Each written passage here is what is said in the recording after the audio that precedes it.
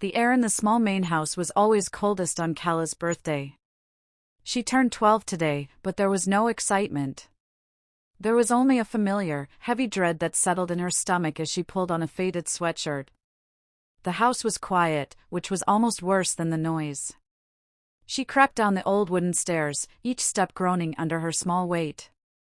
In the living room, her father, Arlo, was passed out on the sofa, an empty bottle resting on the floor beside his hand. The dim morning light barely cut through the grime on the windows, illuminating the dust motes dancing in the stale air. She skirted around him, her bare feet shrinking from the cold floor. Her brothers were waiting in the kitchen. Jareth, 17 and all sharp angles and cold eyes, and Lowell, 15 and built like a small refrigerator, sat at the table. They were smirking, a shared, cruel expression that made Cala's heart immediately begin to pound. Well, look who it is, Jareth said, his voice smooth and cold. The birthday girl. On the table between them sat a single, beautifully wrapped gift.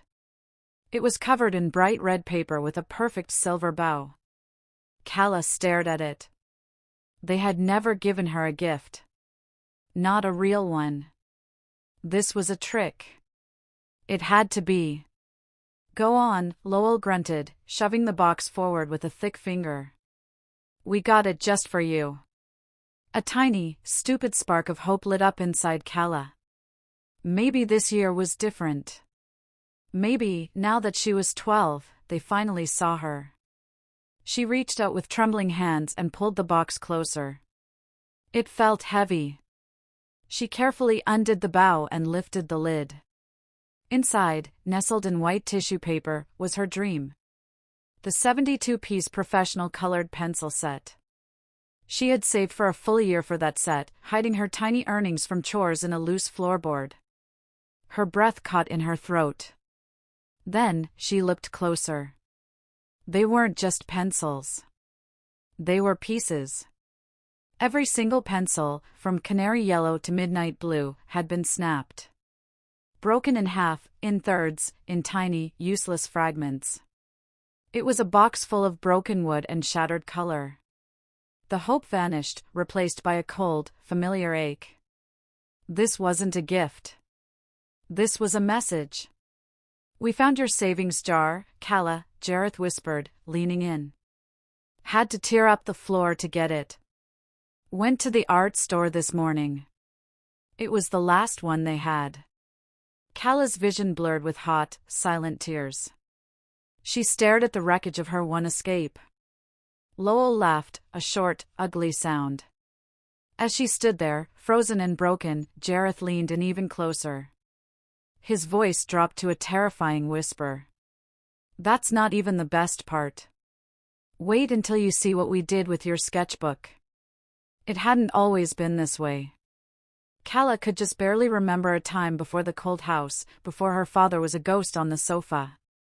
She remembered a small, sunny apartment that smelled like baking bread.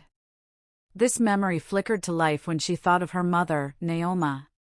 She was turning 6. Naoma, her face tired but her eyes bright, had managed to bake a small, lopsided cake. Jareth, then 11, and Lowell, 9, were already sulking in the corner, annoyed that the day was about Cala. Happy birthday, my little bird, Naoma had whispered, kissing her hair. Arlo was there, too. He was different then. He sat at the table, watching, but he wasn't passed out. He was just quiet. He worked long hours at the mill and brought the exhaustion home with him. After the single candle was blown out, Naoma cut the cake. Presents first, Jareth announced, standing up. Naoma looked confused. Jareth, what are you? It's a new family tradition, Jareth said, and his smile was the same one Cala knew now. He looked at Lowell. For her birthday. She's 6. So she gets 6 presents. He walked over and shoved Cala hard. She fell off her little chair. 1, Jareth counted. Lowell, catching on, came over and kicked her softly in the leg. 2. Cala looked at her father, confused, her eyes filling with tears. Arlo just watched. He sipped his beer. "Boys, don't be so rough," he said, his voice flat. Naoma rushed forward. "Stop it! What is wrong with you?" She tried to pull Jareth back, but he was already stronger than her. He shoved her away. "It's just a game," he sneered. "3, Jareth said, slapping Calla's arm. 4, Lowell added, pinching her. 5. 6. They stood over her, laughing. Calla was sobbing, the cake forgotten. Naoma was crying in the corner. Arlo stood up, not to help, but to get another beer. "You kids, calm down," he said, turning his back. That night, Calla woke up to hushed, angry whispers. She saw her mother, Naoma, packing a small bag. "I can't," Naoma was sobbing to Arlo. "I can't watch this." "You let them. They're just boys," Arlo mumbled. Naoma knelt by Calla's cot. Her tears dripped onto Calla's face.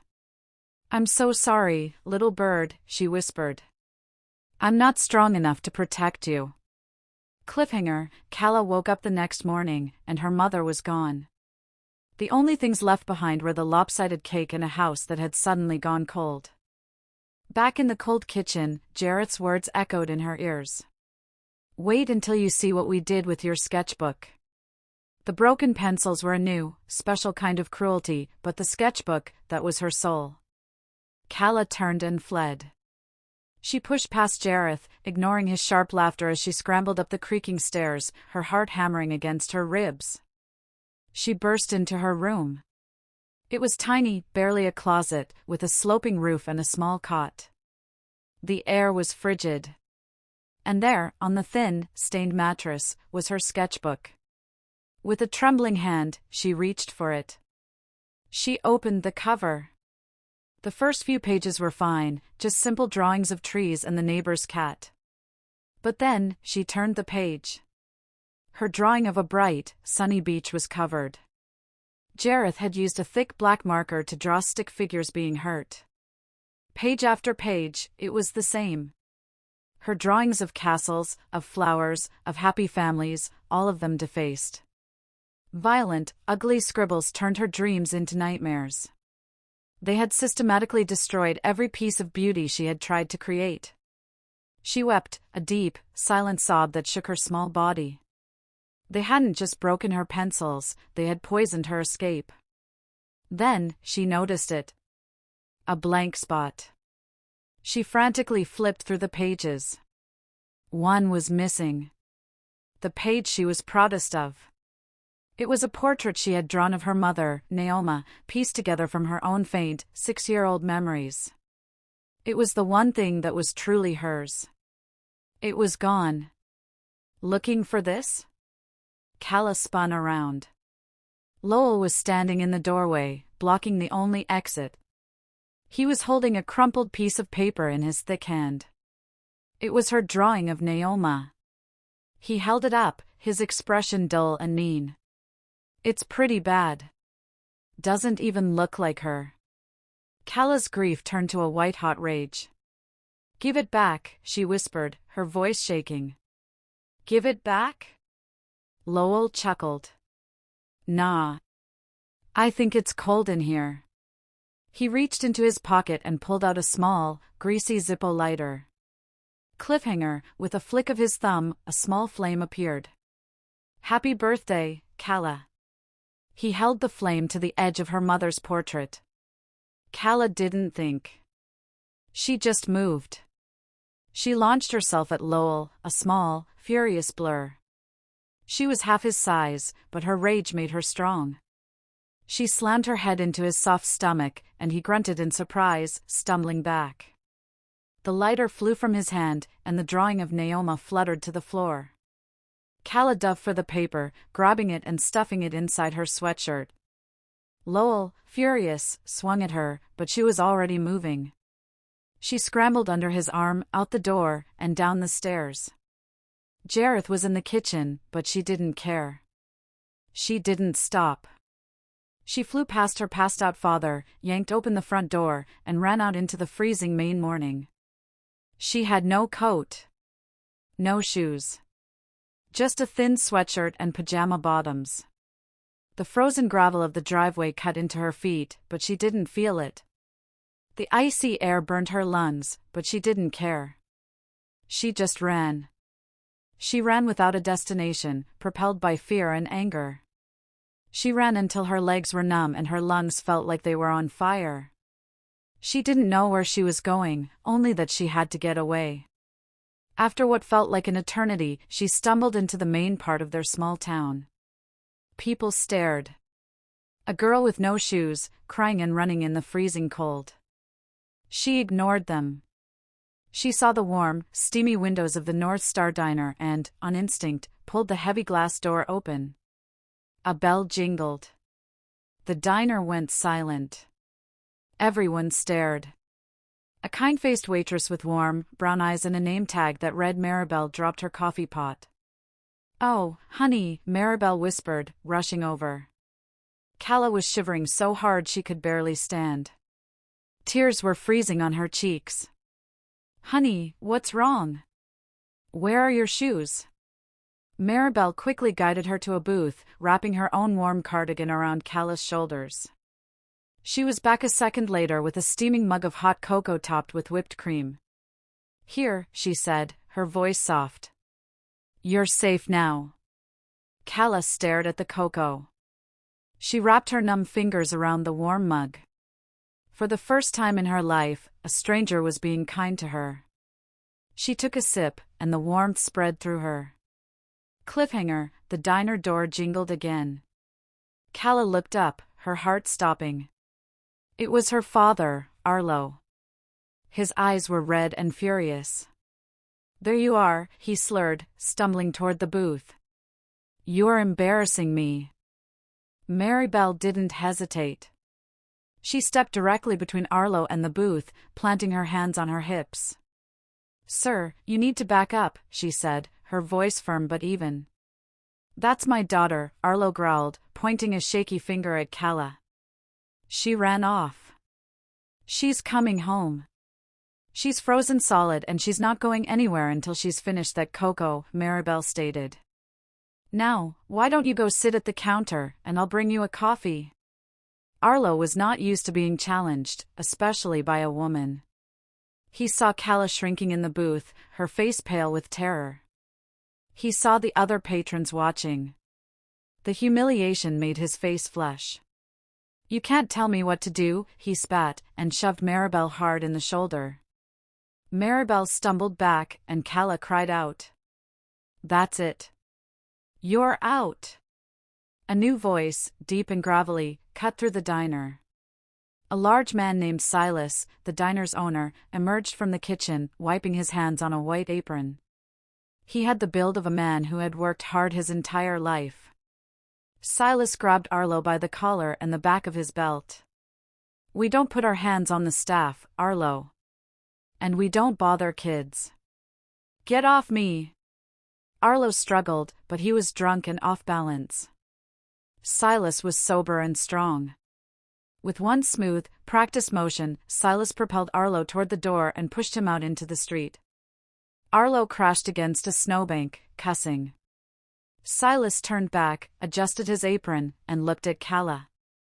"You all right, kid?" Calla nodded, her eyes wide. He grunted. "Maribel, get her some pancakes." "On the house." Maribel gave Calla a reassuring smile and went to the kitchen.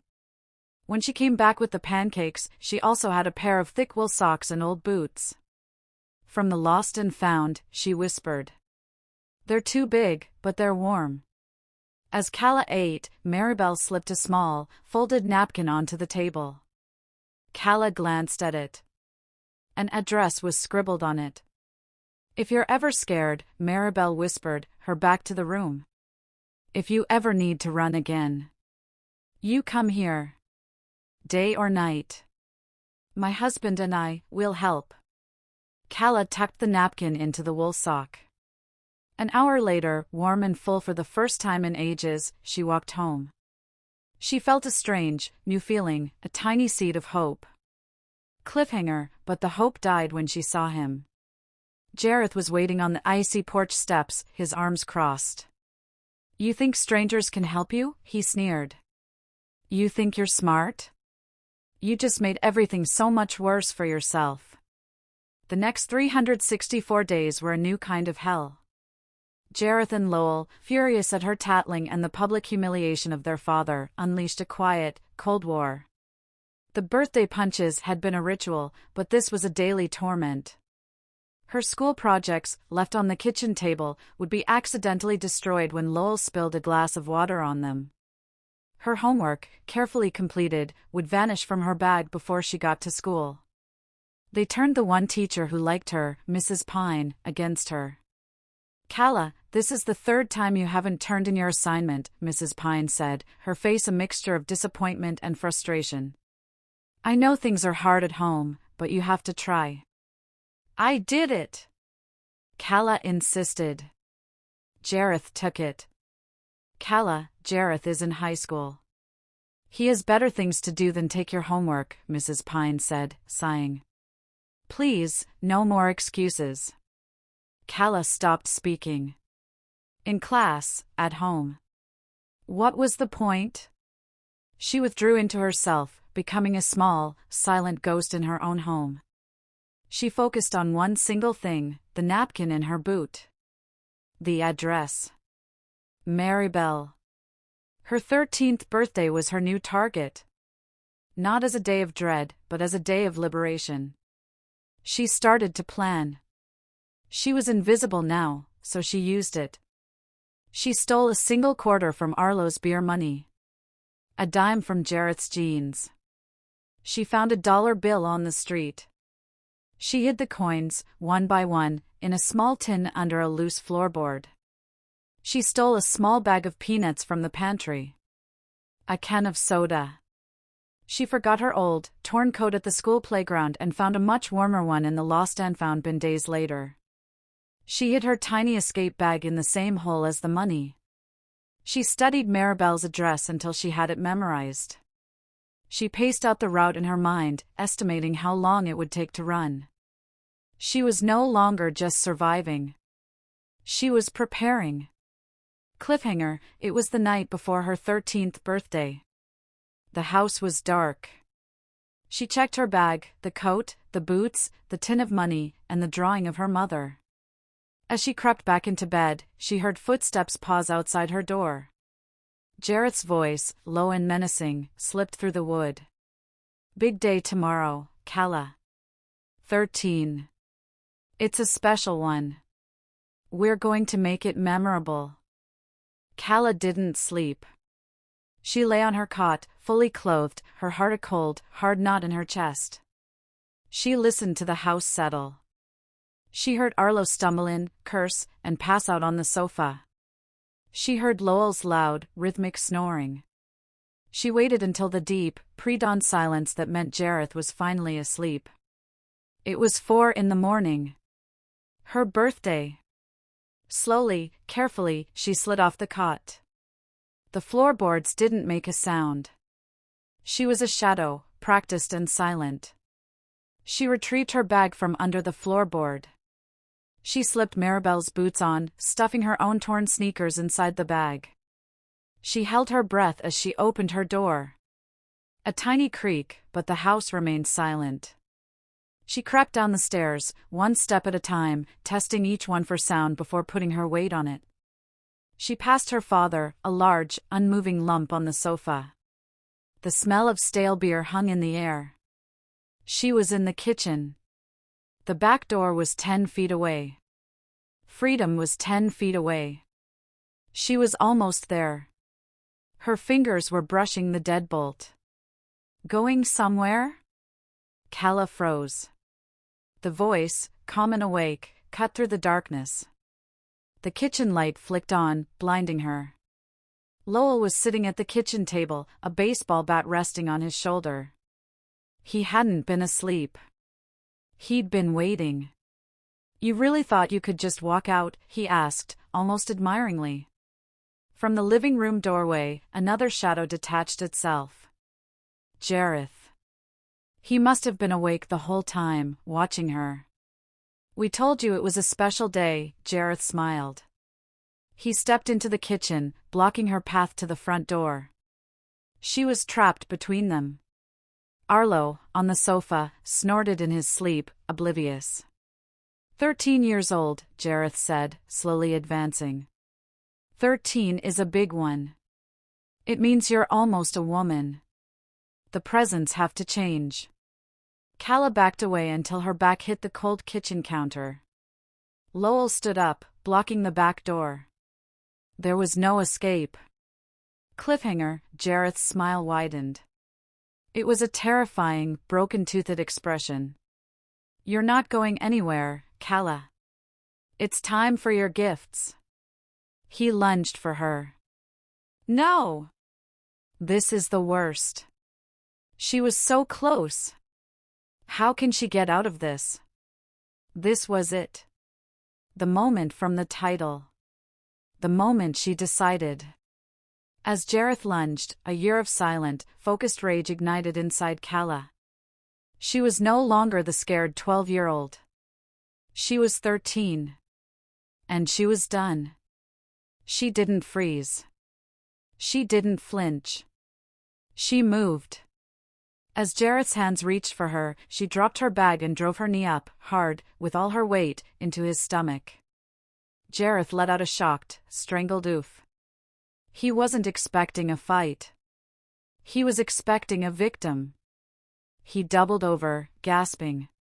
You little... Lowell roared, lunging from behind. Calla didn't wait. She grabbed the first thing her hand found on the counter, the heavy, ceramic cookie jar where Arlo kept his spare change. She spun, swinging the jar with both hands. It connected with Lowell's head with a sickening crack. The jar shattered, and Lowell collapsed to the floor, stunned, a rain of pennies and dimes scattering around him. Calla looked at Jareth, still gasping. She looked at Lowell, groaning on the floor. Her father was starting to stir on the sofa. This was her one chance. She didn't run for the door. They were both between her and the exits. She had to make her own. She grabbed the heaviest thing in the kitchen, the black, cast-iron skillet. It was heavy, but her adrenaline made it feel light. Jareth was straightening up, his eyes full of murder. I'm going to kill you, he wheezed. No, you're not, Calla said. Her voice was cold and clear. She didn't throw it at him. She turned and, with a scream that came from the very bottom of her soul, she threw the skillet at the kitchen window. The glass exploded. It shattered with a sound like a gunshot in the pre-dawn quiet. A wave of frigid air blasted into the kitchen. Cliffhanger, Jareth and Lowell froze, staring at the shattered window. Arlo jolted awake on the sofa, yelling, "What in the..." In that 1 second of stunned silence, Calla didn't run out the front door. She didn't run to the window. She ran back, past her father, and yanked open the back door, plunging into the darkness. Yes, Calla. Yes. She's out. But they're right behind her. The woods behind the house were Calla's only advantage. Jareth and Lowell knew the woods, but Calla lived in them. They were her only sanctuary. She plunged into the trees, her feet finding the familiar, frozen path in the dark. She didn't have a flashlight. She didn't need one. She ran by memory. Behind her, she heard shouting. Get back here! Jareth screamed. She heard them crashing through the underbrush. They were heavier, clumsier. Jareth was still hurt, and Lowell was dazed. But they were bigger, and their legs were longer. They were gaining. You can't hide, Calla! Lowell bellowed. I'm not hiding, she thought, her lungs burning. I'm running. She knew a shortcut. A narrow deer trail that cut through a thicket of thorns. They would go around. She pushed straight through. The thorns tore at her coat and face, stinging her skin, but she didn't slow down. She burst out of the thicket and ran, her legs pumping. The fear was a cold, metallic taste in her mouth. But underneath it, for the first time, was a new feeling: power. She had fought back. The address on the napkin. Maribel's house. It was on the other side of the woods, on a small side street. Miles away. She just had to keep going. She could hear them, still shouting, but they sounded farther away now. The shortcut had worked. She finally stumbled out of the woods, her breath coming in white, ragged clouds. She was on a street she recognized. Streetlights glowed on the fresh snow. It was quiet. She saw the house. A small, neat blue house with a warm, yellow light on in the front window. It was the address. She ran up the walkway, her legs feeling like jelly.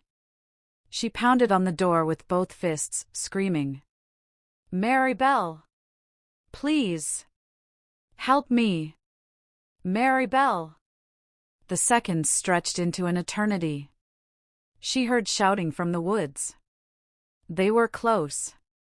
The porch light flicked on. The door was yanked open. Cliffhanger, it wasn't Maribel. It was Silas, the diner owner. He was in a bathrobe, his face grim. He looked at Cala's bleeding face, then at the dark wood she had come from. "Get inside," he growled. "Now." She made it. She's safe. Or is she? What will Silas do? Silas pulled Cala inside and bolted the door just as Jareth and Lowell burst out of the woods. They saw the lighted doorway and stopped at the edge of the street. "They're here," Cala whispered, her whole body shaking. "They're not coming in," Silas said. Maribel was right behind him, her face pale, pulling on a robe. "Oh, honey, you're bleeding." "Call the police, Maribel," Silas said, his voice a low command. Tell them everything." Maribel rushed to the phone. Silas led Cala to the kitchen and sat her down. "You're safe," he said, and his gruffness was the most comforting sound in the world. When the police cruiser pulled up, its lights flashing, Jareth and Lowell were still in the street. They started to lie immediately. "Our sister, she's crazy," Jareth said, trying to look charming. "She freaked out, broke a window, and ran." The police officer, a woman named Officer Trina, listened, her face unreadable. Then she came inside. She saw Cala, wrapped in a blanket, her face scratched, drinking hot cocoa. She saw Maribel, whose hands were shaking. She saw Silas, who stood like a mountain. "What's going on, Cala?" Officer Trina asked, her voice quiet. This time, Cala didn't stay silent. The fear was gone, replaced by a cold, hard certainty. She stood up. She unwrapped the blanket. She pulled up her sweatshirt sleeve, showing the old, yellow and purple bruises from days past. "My name is Cala," she said, her voice not shaking. "Today is my 13th birthday. Every year, my brothers give me presents.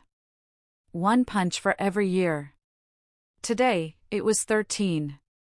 But this year, Jareth said the presents had to change." She told them everything. The locked doors. The punches. The sketchbook. The broken pencils. Her mother leaving. Her father, Arlo, who was passed out on the sofa and let it all happen. She reached into her bag and pulled out the crumpled, saved drawing of her mother. "They tried to burn this," she said.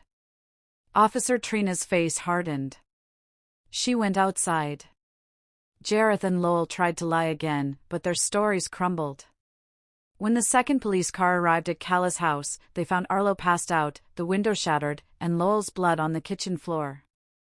Jareth and Lowell were arrested for assault. Arlo was arrested for child endangerment and neglect. Cala watched from the window as the police cars drove away. The sun was starting to come up. It was a clear, cold morning. Her 13th birthday. Maribel put a hand on her shoulder. It's over, Calla. Calla looked up at her, and for the first time, she let the tears come.